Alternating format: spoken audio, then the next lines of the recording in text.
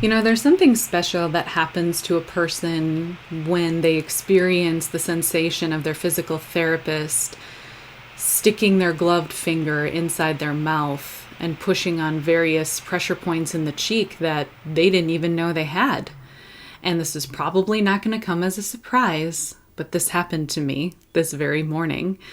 So welcome to this extra special episode of Hello, My Name is Jenna, where I am going to go into some more detail about our pain points, about physical pain, emotional pain, how it's all connected, how to recognize it, how to clear it, how it relates to astrology, and just some practical tips for managing not just our pain, but our emotions.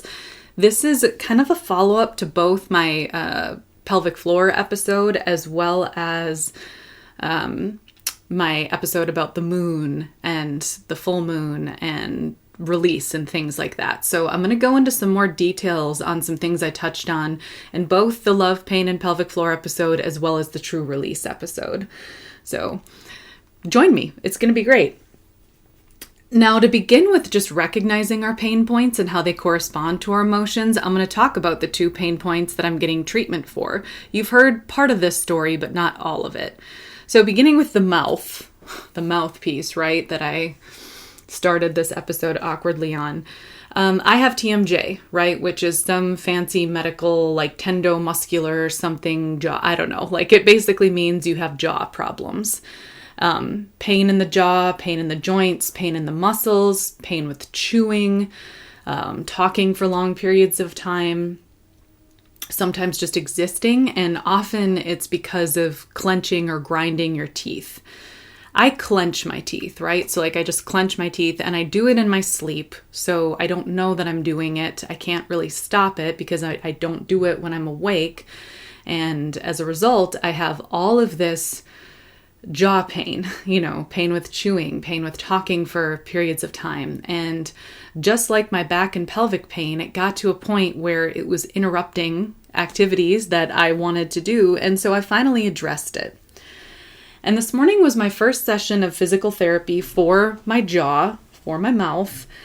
And I realized some important things as this woman was poking her finger inside my mouth. Now, here's what I'm going to say.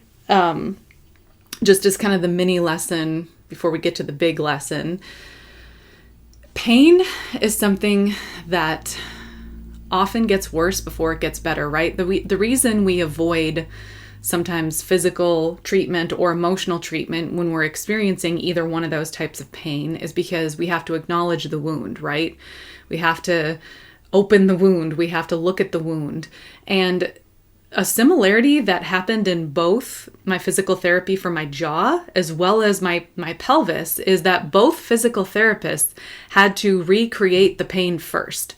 They had to push on the pain points. And that hurt. It sucked. But because they did that, I could identify what was wrong and I could start to deal with it.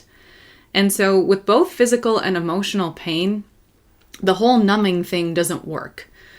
Right? It just comes back. That's kind of what happens when we take pills. Now, I understand some medication is necessary, right? I'm not suggesting that we stop taking all of our medications, but sometimes it's not, right? Sometimes we will just throw back some ibuprofen or Tylenol just to kind of numb it for a while ignoring the real problem. That's at least what I was doing, but the jaw pain always came back. The pelvic pain always came back because it never really went away. It was just numbed for a while. It's the same with some of our emotional things, right? Like we can do things to numb and distract ourselves, but it's always going to come back. Nothing's really going to get better. And it's uncomfortable to deal with our pain. Having someone reach their finger inside my mouth and push sucked. Having someone reach up my vagina and push in various places sucked. But because I was willing to endure that discomfort, I was able to learn what was wrong and address it in a way that will be holistically healing. And I'm going to get more into this at the end, but I think in general, we need to reframe what it means to clear and what it means to heal, because I can definitely relate to, okay, just give me the thing that'll make me better. Just let me just quickly move through this so I can move on and just be happy, so I can move on and be pain-free, right? That's that sort of American point A to point B thinking, achievement-based thinking, milestone-based thinking of like, okay, I'm experiencing this. I don't like it. I have to just get through it. I have to just get rid of it. I have to just numb it so I can get to B, because that's where I'm supposed to be, is at point B, right? I got to get away from A, get to point B, C. That's kind of how we're conditioned to think. The idea sometimes of sitting with your pain, of allowing the clearing process to take months, days, years, that sounds like such a drag. But not if you reframe it to some of the things that I was talking about in my True Release episode about what if clearing our pain and claiming our power can all happen at once? What if it's a cycle? And along the way, there's gifts. And to share some of those gifts with you today, I'm going to go into more details about my pain points. So when I did my pelvic floor episode, I mentioned to you that my back pain, right? Because the pelvic pain kind of went along with the lower back pain. And it began when I was about 19 years old. And I told you that I was on a walk with my boyfriend at the time, but I realized I didn't get into the details about why I think that pain started. Because there was an absolute spiritual, emotional connection to that pain. And I had no clear cause for that pain beginning, which if you look into some of the research about back pain in particular in the US, a lot of times there's no clear cause for it. It's one of the biggest problems that we have, but the most difficult to identify the physical cause, because it's often tied to something spiritual or emotional. Our mind, our spirit, our body are all connected, no matter how much we want to pretend that they're not. And there was actually a very spiritual reason for my back pain beginning at this time. And I realized today that my jaw pain began that same summer. It was the summer between my first and second year of college. So yeah, I was about 19. I woke up one morning in my college apartment and my jaw was locked. I couldn't move it at first. I had to kind of crunch it. It's really gross, unhinge, the joints or whatever to get it to move again. And that was the beginning of my clenching. So both my back pain and my clenching began that same summer when I was 19 years old. And it was also the summer that I was dating someone who I believed that I was very much in love with. Someone who I believed was an important part of living that good Christian life that I was taught to live. Someone who definitely had different values than mine, but because he represented everything I was supposed to love, I believed that I really loved him. And around that same time, both while I was dating him, but also while I was in college, this was when I also started to get shamed for my voice, for being outspoken, for believing that women could be leaders, for taking issue with parts of the Bible that suggested that men were the head of the family, and that at the end of the day, they get the final say, that for having a problem with partnerships not actually being equal and being shamed for that. I think I've mentioned before, I was labeled as a feminist by my peers, by the way. It was mostly my peers. It wasn't necessarily the staff. I was labeled as a feminist as if that's a bad thing. People would make jokes to me about this boyfriend I was dating, so because of your, beliefs about women, when you guys spoon, would you ever spoon him? Do you think that's normal? Kind of mocking it. And this was the first time that I learned to really be ashamed of being outspoken.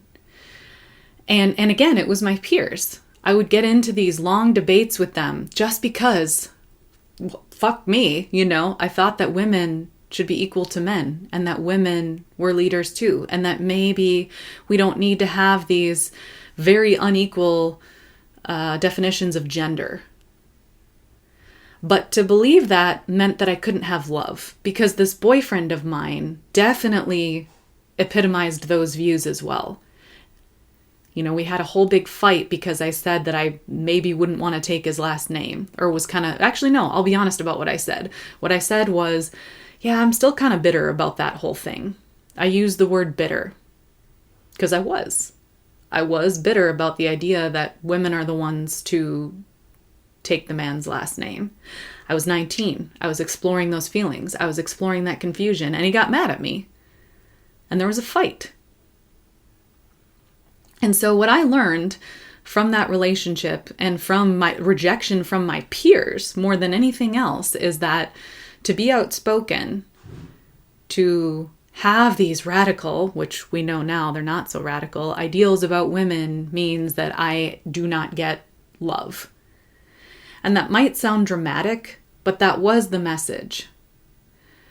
And so what I started to do, what I started to learn, and perfectionism is something I've struggled with my whole life, is to hold back.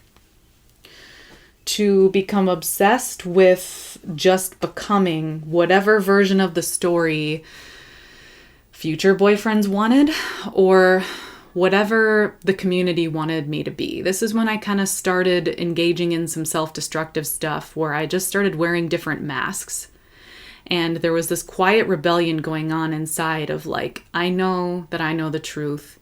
I know that I'm smart, but everybody's telling me I'm not, and I'm being deprived of things I need, like love. So I'm just gonna put on this face, tell this story, do this thing, follow the rules, and just see how it works out for me.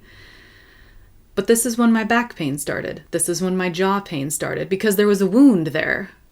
There was a wound to my femininity, right? My feminine roots in my back, and even my sacral area, my vagina too. There was a wound there to my intimacy, to my ability to connect, to being a woman. There was a wound there, and there was a wound to my jaw, to my ability to speak, because to me, I learned that, okay, if I speak out, then I'm rejected. And what's really fascinating is that this point in time coincides with very similar astrology to what I'm experiencing right now. And sure enough, that age of 19 was when I experienced my first nodal return. And right now, at age 37, almost 38, I'm about to close up my second nodal return. And in explaining this in just a minute, I'll be able to explain the astrology behind it, but it also sheds some light on what's going on. But before I get into the astrology, I hope you can see now kind of the source of these wounds. Sure, there are some physical reasons for it, right? Like I'm clenching my teeth at night. That physical act of clenching is going to cause those physical problems. But why did I all of a sudden start clenching my teeth at night? Why? There's no physical reason that started. It was an emotional one. I was stressed. I was angry. And this is what happens. We can't live out of alignment with who we are. Our body's going to tell us. And I wish back then I had had the insight to know my body was telling me that it was mad. I was clenching my jaw because I have a powerful mouth. I do. And I was being silenced.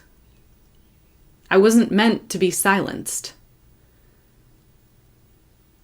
I was meant to speak. My views were correct.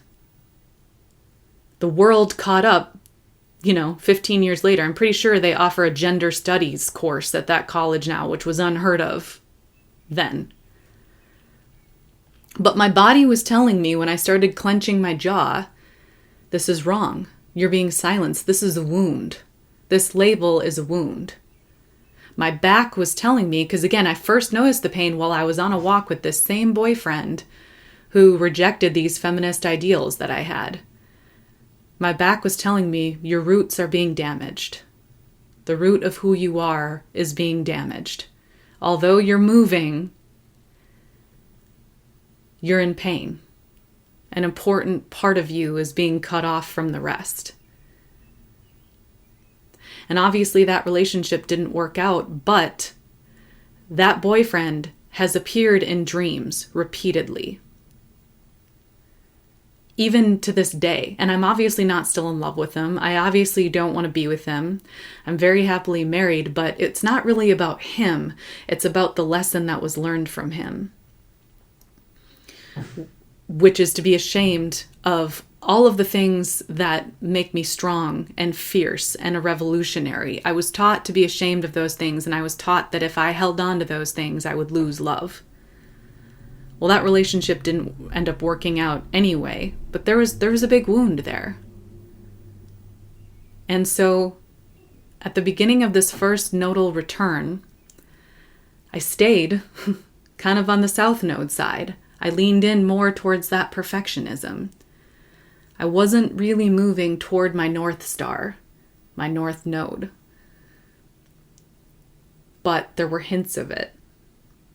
So let me explain the astrology behind this. So I've talked about the South and North nodes before, but I'm coming to understand them more clearly.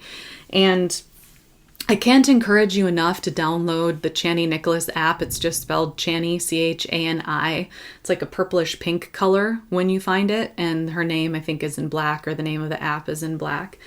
And if you know the location, the time, and the date that you were born, you can get your birth chart.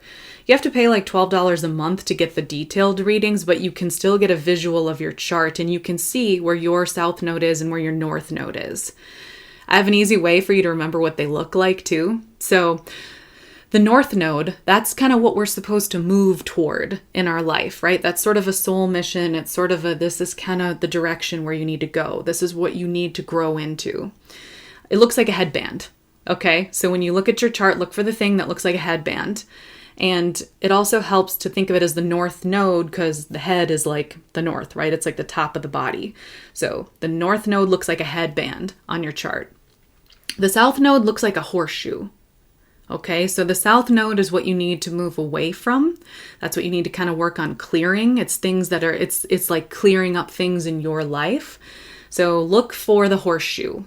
The North Node and the South Node look very similar. It's just one is flipped one way and the other is flipped the other way.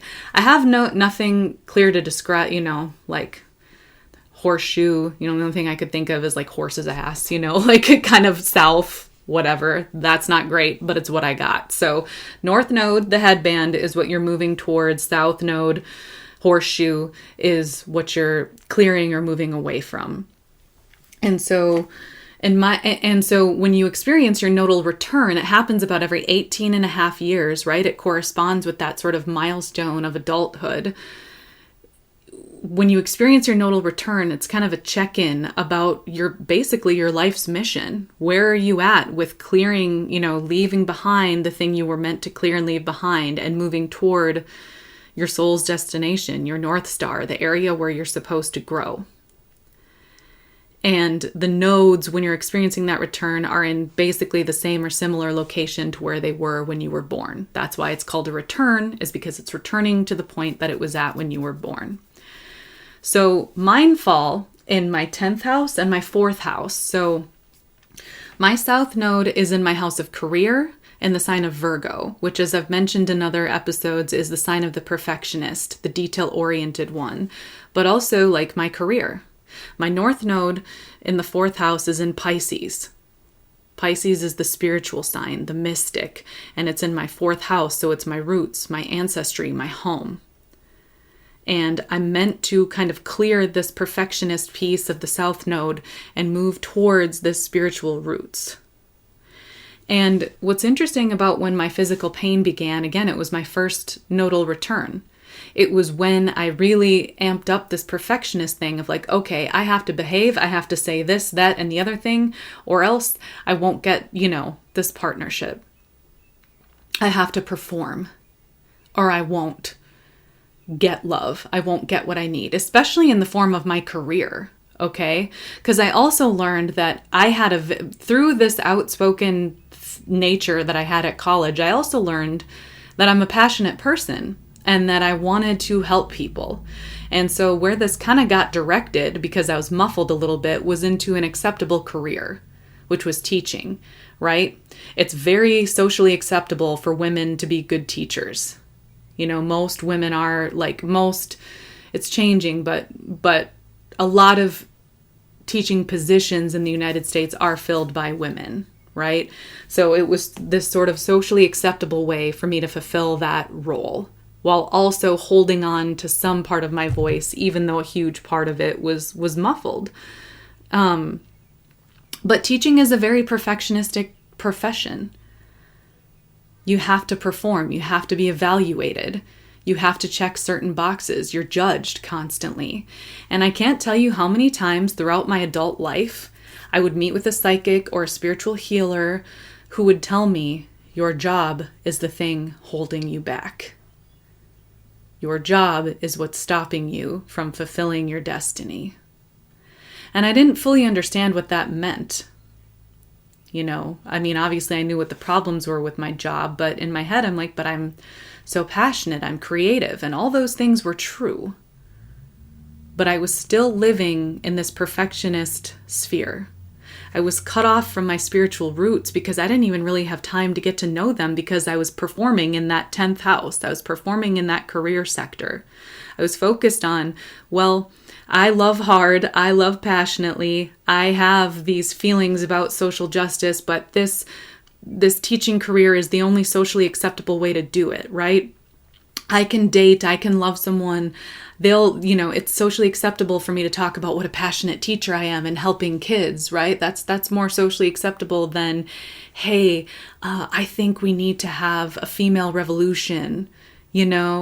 I think a woman should be president. I think that we need to redefine what strength means and look at it from a feminine perspective, right? Unfortunately, that kind of thing would get you rejected for a long time. And I was taught that that was outcast thinking, not the kind of thinking the world needed. I was taught that that's what will make me an outcast. So I maintained these wounds. I stayed in my South Node. I maintained the wounds of my roots, my back, and my jaw. And the pain just got worse as time goes on. And what's so fascinating is when I quit my teaching job, which coincided with my second nodal return. It's so crazy. I quit my teaching job like a month before my second nodal return began. Meaning, are you ready to come back to your roots? Are you ready to move toward your north node? Are you ready to grow into what you were meant to be? And I quit right before then and was given the opportunity to do nothing but examine my roots, examine my spirituality, find these wounds. And it was also during this nodal return, because again, it's a year and a half, that I actually started tending to my physical wounds.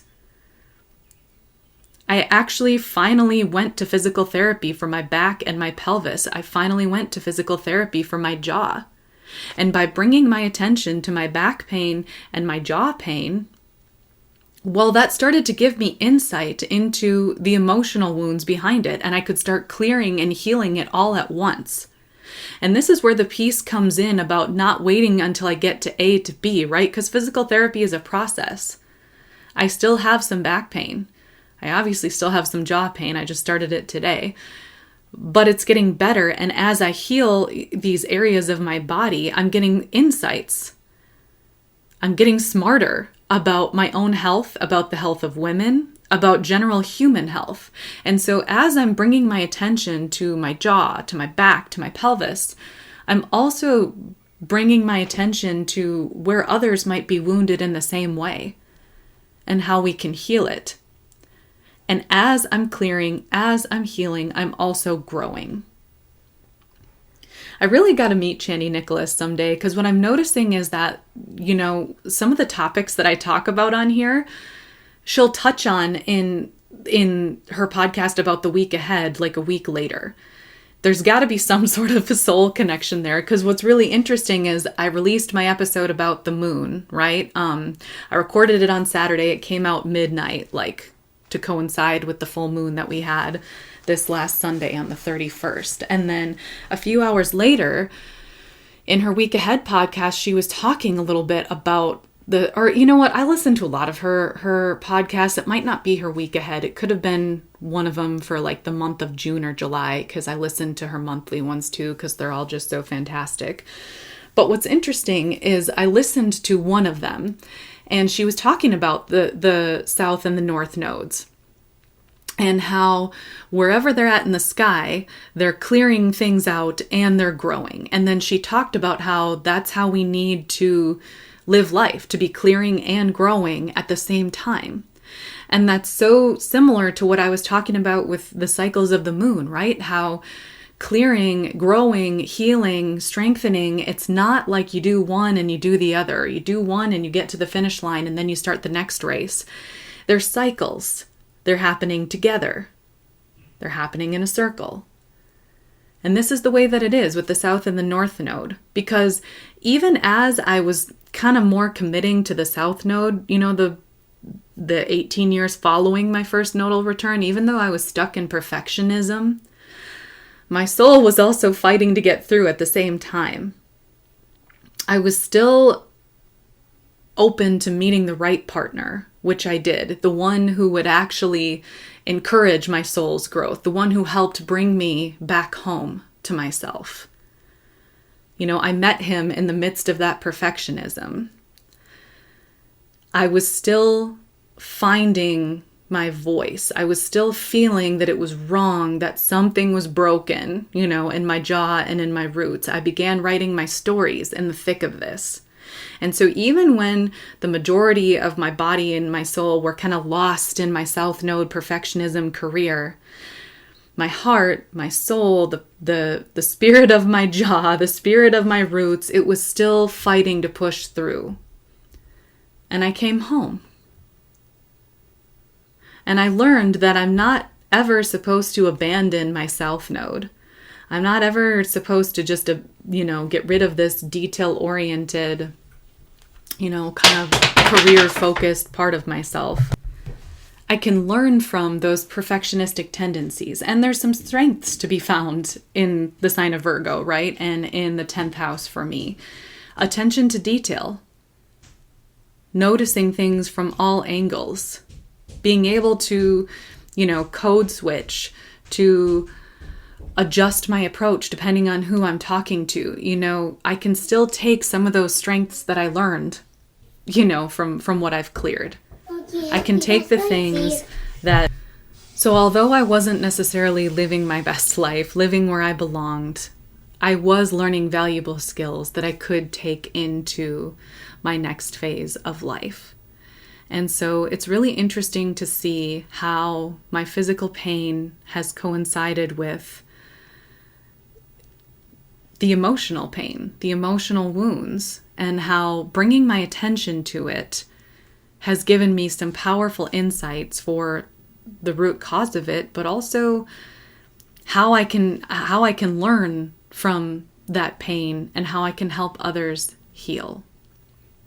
And so one thing that came from, realizing that my voice had been cut off, and realizing that important parts of my feminine roots, my back and my pelvis were used and abused. An important thing that came out of that is it's like, okay, well, I know that these areas have been damaged.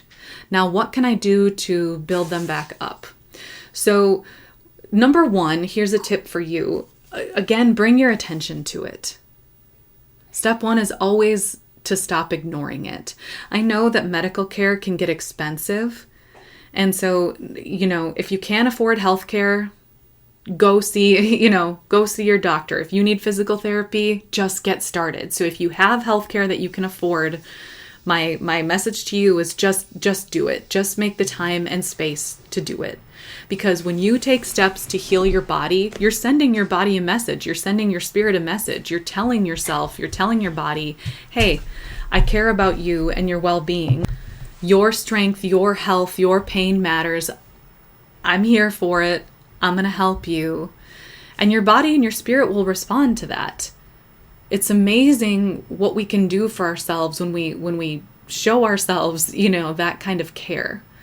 And again, when it comes to this self-care bullshit that your employer might encourage you to do, I feel like a lot of that is gaslighting, you know what I mean? Like, take care of yourself so that we can continue to abuse you here. Put that out the window. And just recognize taking care of yourself as, yeah, I can find ways to care for myself in spite of you. Now, of course, I encourage you to find an employer, who respects you and actually cares for you rather than abusing you and then gaslighting you into saying it's your fault and you need to, practice self-care. Always encourage you to find an employer who supports you. But no matter what your current job or responsibilities, make the time and space to take care of your physical needs. If you don't have healthcare, or if it is just too expensive, number one, I respect your budget, of course I do. If there's areas where you can make room for it, it's worth it. But if no matter what you do, you just don't have the money for that, do some research online, look at medical journals or clinics or holistic approaches, because there might be something that you can do. For example, with physical therapy, a lot of it is certain stretches that I need to do on my own. Physical therapy is like 80% what I do by myself in my home for free, because it's literally just stretching, and 20% what I do with my physical therapist. It's kind of like she gives me the tools, I do the stretches. And you probably notice that a lot of doctors these days print shit off the internet for you.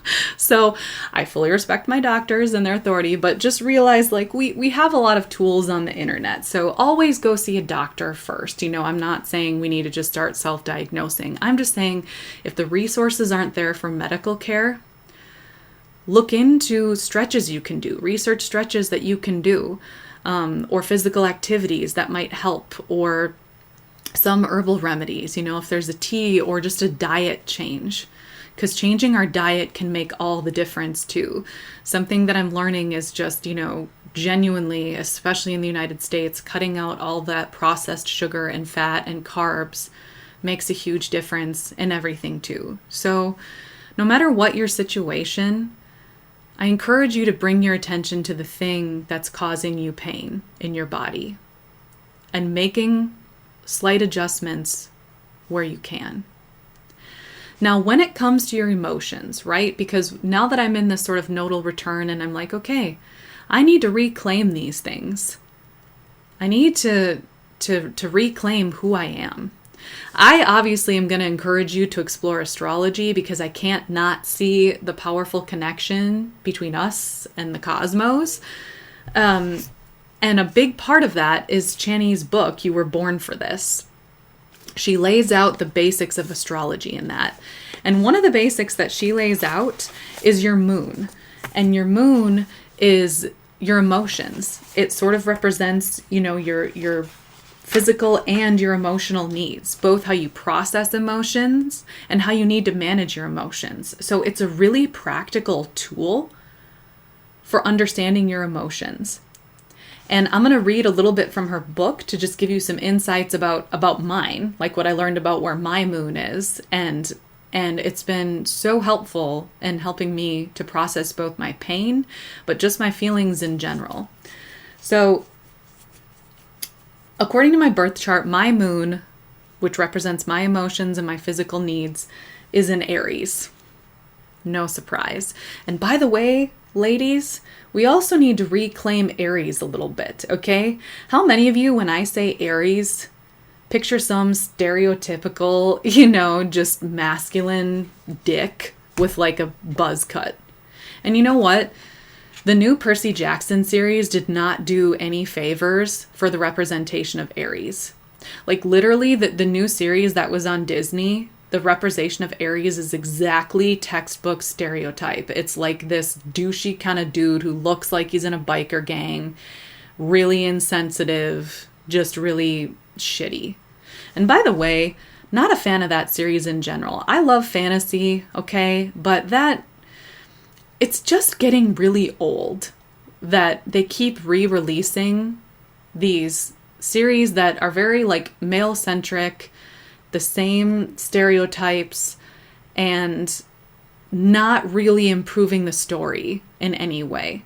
Because the only thing that's really improved with this new Percy Jackson series is that they have a more racially diverse cast. Like, that's better, but that's it. The story is the same. It's still pretty sexist. They didn't do any justice for Medusa. That's a story that needs to be told truthfully, right? That she's a rape victim, but she still, like, gets beheaded. She's still sort of shamed. What the hell? So, very disappointed in that series, including its representation of Aries. So anyway, if you're out there, and especially if you identify as female, and you're an Aries moon like me, let's talk sometime.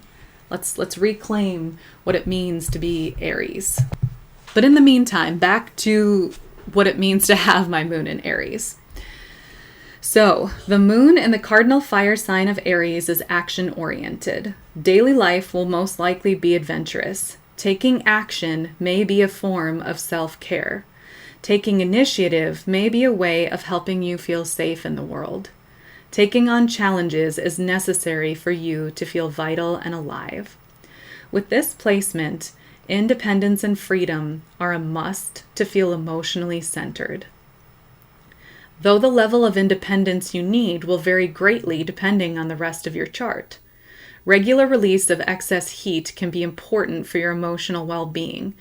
Feelings can flare but not permanently, as Aries is quick to change. With this placement, it is common to have had a hot-tempered, independent, or courageous parent or caregiver, someone who wasn't reliant on others for their sense of self and encouraged you to be the same, or someone who felt a little too fiery to get close to in the ways that you may have needed. So right there in Channy's book, again, that is not mine, that is an excerpt from Channy's book, You Were Born for This. That was like a mini therapy session. And that's just one, that's 3 paragraphs of a whole book that she has. And it was spot on.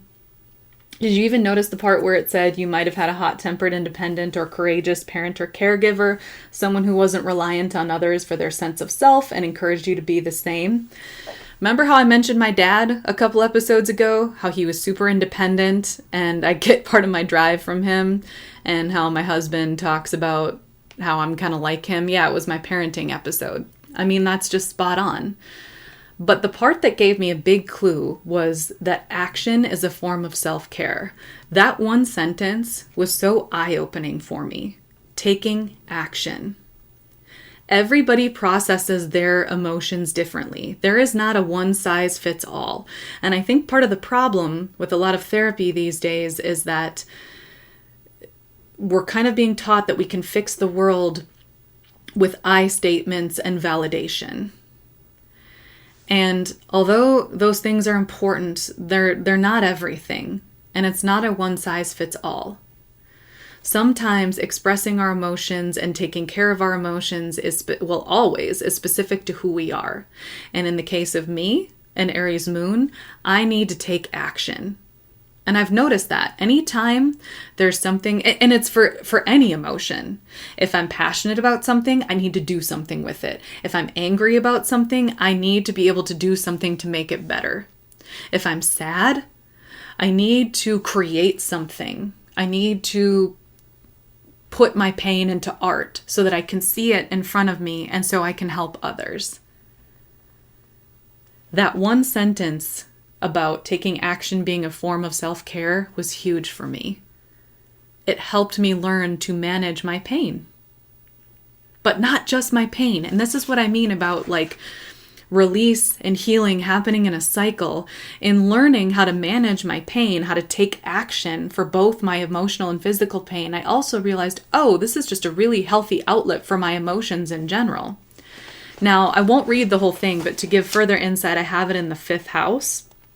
And so the houses are kind of where things happen. So Aries is kind of like the what, right? Like that's how my moon functions, action-oriented and fiery.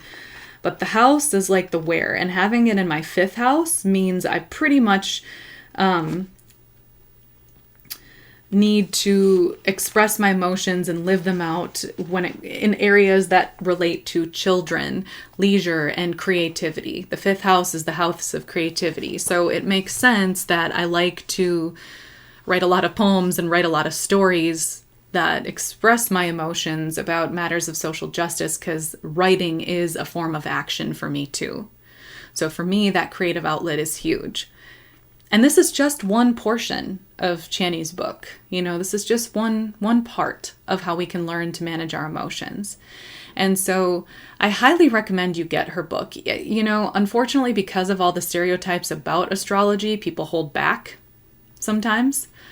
And it doesn't matter, what your previous experience is with it. Because like I said, I've shared this even with people who have vastly different views on astrology, and it resonates for them too, which is kind of cool.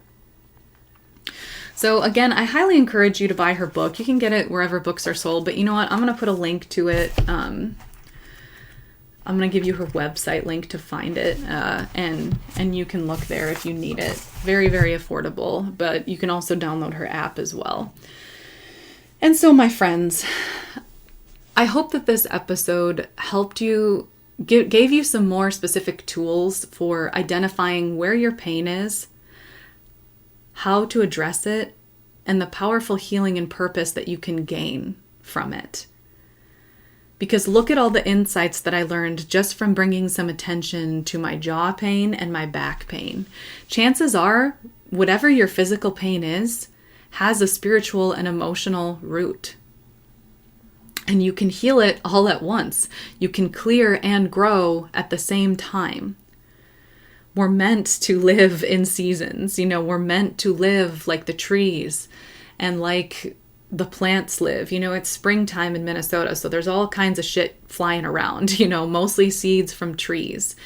And just as the seeds for the new trees are dropping, the green leaves from spring are growing at the same time. It's like they drop their seeds for future growth, and they're making space for these beautiful oxygen-filled leaves that are coming into bloom.